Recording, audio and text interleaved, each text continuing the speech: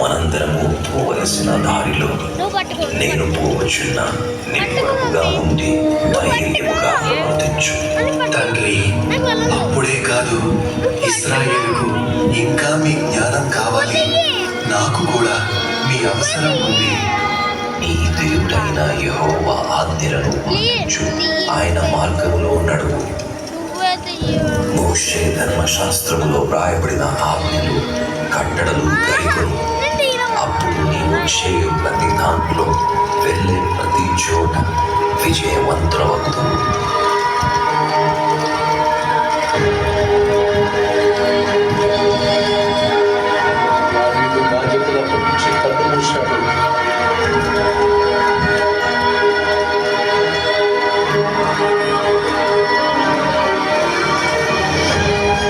దావీదు దేవుని చిత్త ప్రకారం తన తరానికి సేవ చేసి మరణించాడు. ఎన్ని లక్షల మంది రాముడి యొక్క సమాధి కార్యక్రమంలో పాల్పంచుకున్నారో చూడండి.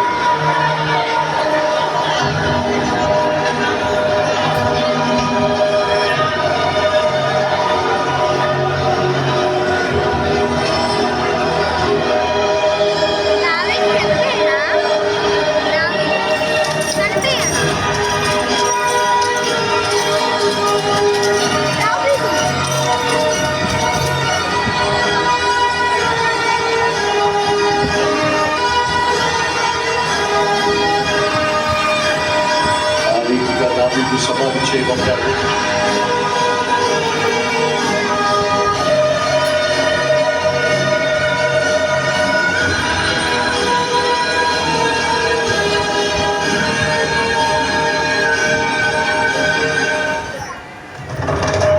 ఒక ప్రకటన రాయని.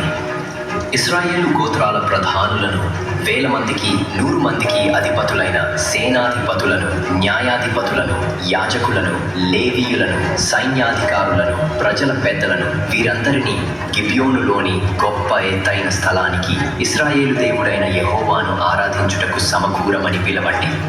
సొలొమోను రాజు ఆజ్ఞ ప్రకారం యాజకులను, లేవీయులను, శతాధిపతులను, ఇశ్రాయేలు పెద్దలను, గోత్రాధిపతులను, 100 మంది పైన 1000 మంది పైన అధిపతులను, పెద్దలను గిబియోనులోని మహా ఎత్తైన స్థలమునకు సమకూరమని రాజైన సొలొమోను ఆజ్ఞాపించుచున్నాడు.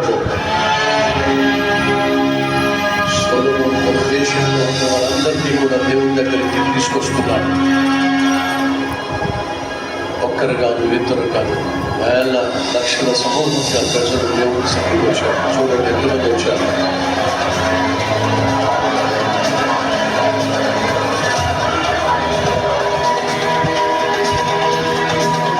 ఆ విధిగా నువ్వు నీ కుటుంబము దేవుని సన్నిధికి రావాలి దేవుడు ఆశిస్తున్నాడు. కుటుంబ సమేతంగా నువ్వు రావాలి కోరుతున్నాడు.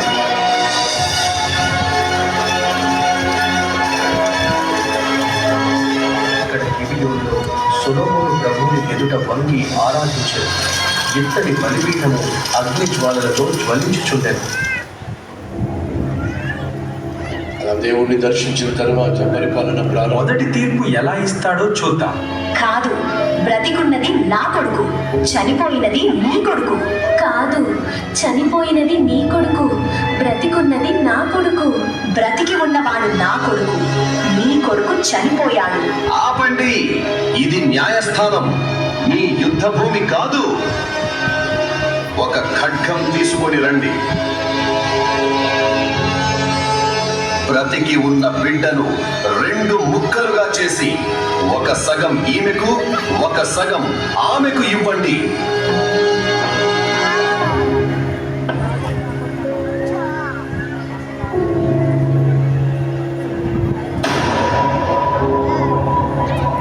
వద్దు ప్రభు, వద్దు. దయచేసి ఆ బిడ్డని చంపవద్దు.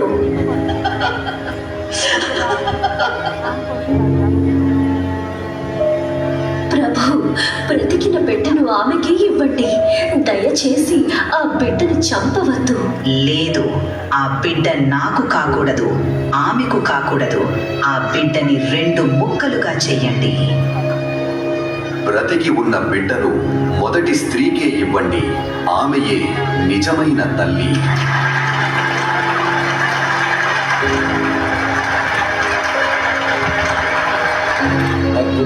పిలుపునిచ్చాడు.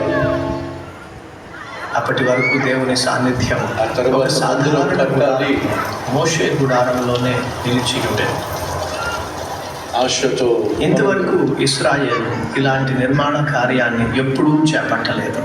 ఆలయ నిర్మాణార్థం సొలొమోను టైరు రాజైన హీరామునకు సహకారం కోరుతూ వినతి పంపెను. టైరు రాజుకి ప్రణామములు. సొలొమోను మహారాజు తన వందనములు సమర్పించుచు ఈ సందేశము పంపియున్నాడు. ఇశ్రాయేలుపై పాలించుటకు దావీదుకు జ్ఞానవంతుడైన కుమారుణ్ణి అనుగ్రహించిన యెహోవాకు నా ధన్యవాదములు. సొలొమోను రాజు ఇష్టములన్నిటినీ నేను నిర్వర్తించదను. నా మనుష్యులు దేవదారు చెట్టు నరికెదరు.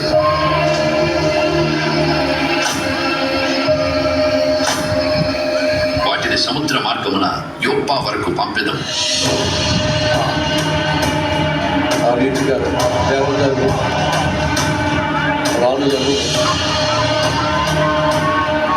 యెరూషలేము తరలిస్తున్నారు. సముద్ర మార్గం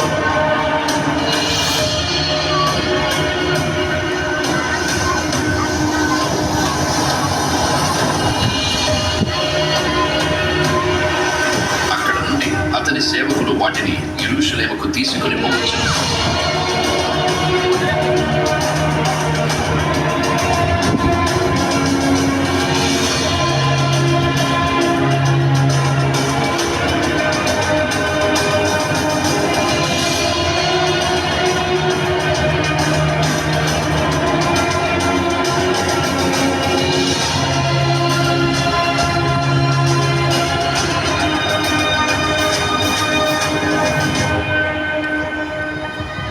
సొలొమోను పాలన యొక్క 4వ సంవత్సరములో పనులు ప్రారంభమయ్యాయి.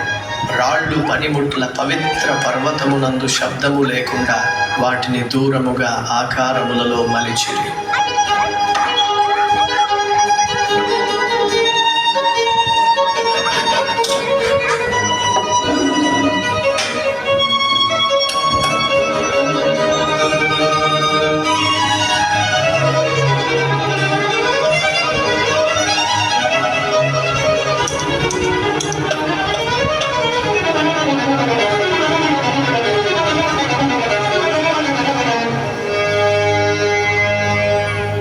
ఆలయము 7 సంవత్సరములలో సంపూర్ణమయ్యను. అద్భుతమైన మందిరాన్ని సొలొమోను నిర్మించాడు. నా దేవా యెహోవా, నీ దాసుని మరియు నీ ప్రజలైన ఇశ్రాయేలీయుల విజ్ఞాపనలను ఆలకించుము. వారు నీకు మొరపెట్టినప్పుడెల్లా వినుము. మోషే ద్వారా ఐగుప్తు నుండి తీసుకుని వచ్చినప్పుడు నీవు ప్రకటించినట్టుగానే వారిని సమస్త జనములలో నుండి వేరు చేసి నీ స్వాస్థ్యముగా చేసుకొంటివి. దేవుని మహిమ ఆకాశం నుంచి దిగి రావడం ఆ రోజు ప్రజలు చూశారు. ఇప్పటి వరకు నేను సొలొమోను యొక్క జీవితాన్ని వివరించి